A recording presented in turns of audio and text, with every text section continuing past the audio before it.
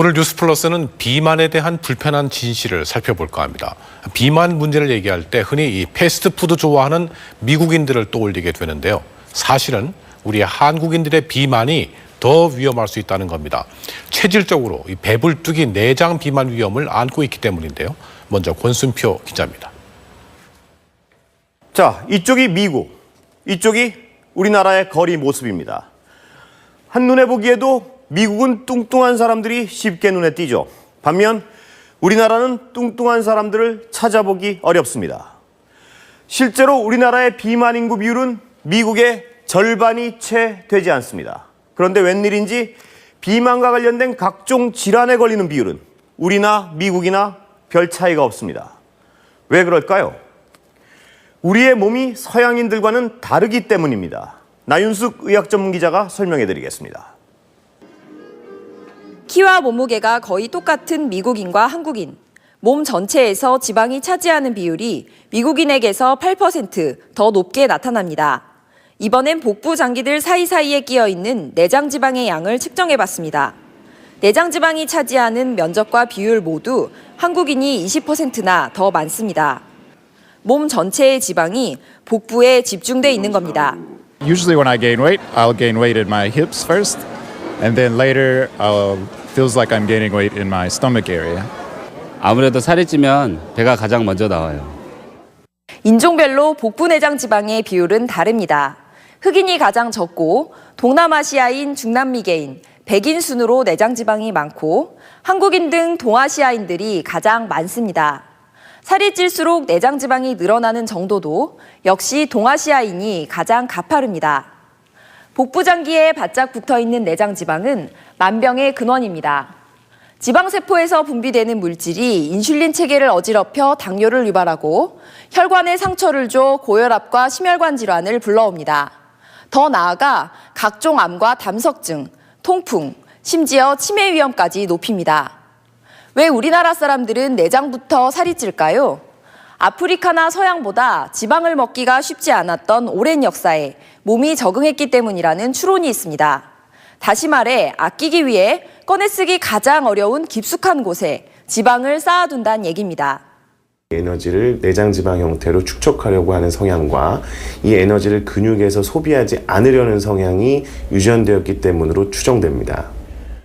우리나라 사람들이 뱃살을 빼기가 서양인들보다 더 어렵다는 얘기인데요. 이럴 때 많은 사람들이 약 하나를 먹고 살을 뺄 수 있다면 얼마나 좋을까 상상하시죠? 인류는 이런 꿈에 얼마나 접근했을까요? 전봉기 기자가 보도합니다. 10여 년 전 획기적인 비만 치료제 두 종류가 등장하면서 인류가 비만을 정복했다는 섣부른 환호성이 터져나왔습니다. 그런데 심각한 부작용이 발견됐습니다. 식욕을 억제시키는 약 니덕틸은 심혈관 질환을 악화시키는 것으로 밝혀져 지난 2010년 판매가 금지됐습니다.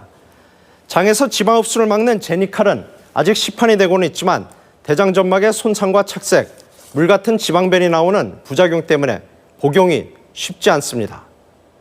예상치 못한 대변을 자꾸 보게 되면서 그 속옷을 버리게 되거나 그런 일들이 이제 회사에서 자꾸 나타나기 때문에 결론적으로 아직까지 우리나라에서 시판되는 약 가운데 효과는 좋고 부작용은 없는 비만약은 없다는 것이고 비만 특효약이라고 암암리에 선전하며 무허가로 팔리고 있는 약들을 잘못 먹었다간 몸에 해로울 수 있다는 얘기입니다. 결국 살을 빼기 위해서는 먹는 열량보다 쓰는 열량이 많아야 한다는 진부한 원론으로 되돌아왔습니다. 그러나 그냥 덜 먹는 것은 방법이 아닙니다. 특히 우리가 취약한 내장 지방을 줄이기 위해서 어떻게 먹고 어떻게 운동해야 하는지에 대해서는 알아둬야 할 중요한 정보가 있습니다. 서혜영 기자입니다. 정상 체형의 직장인 여성. 점심 반찬은 고구마 마탕과 감자조림. 식후 커피에는 시럽을 듬뿍 넣습니다. 일하는 중간 케이크 한 조각. 쉴 때 마신 음료수까지.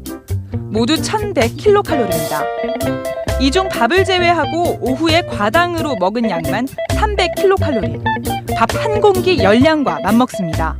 단 거 먹으면 아무래도 입맛이 좀 도는 것 같고요. 하나 집어 먹으면 좀 더 먹게 되고 그러는 것 같아요. 최근 내장 비만의 원인으로 새롭게 떠오른 과당. 과당은 주로 커피에 타는 시럽이나 청량 음료의 단맛을 내는 성분으로 쓰입니다. 한 연구 결과 똑같은 열량을 먹더라도 밥 등에 들어있는 포도당에 비해 과당 음료를 마신 사람은 내장 지방이 4.7배나 더 늘어난 것으로 나타났습니다. 과당과 함께 근육도 내장 지방과 밀접한 연관성이 있습니다. 다이어트에 성공한 한 남성. 몸무게는 5kg 넘게 빠졌고 특히 허리둘레가 5cm나 줄었습니다. 비결이 뭘까? 유산소 운동뿐만 아니라 근력 운동을 같이 하니까 살 빠지는 속도도 확실히 빨라졌고 실제로 3개월간 달리기 등 유산소 운동을 한 사람에 비해 근육을 늘리는 근력 운동을 한 사람에게서 내장 지방이 2배 더 많이 감소한 것으로 나타났습니다. 우리 몸에서 에너지 소비를 하는 주요 기관 중에 하나가 그 근육이고요. 그래서 근육량을 늘리는 것이 또한 그 에너지 소비량을 늘리는 도움이 된다고 생각이 되고요. 내장 지방을 줄이기 위해서는 과당 섭취를 최대한 절제하고 근육을 키우는 것이 지름길이란 얘기입니다. MBC 뉴스 서혜연입니다.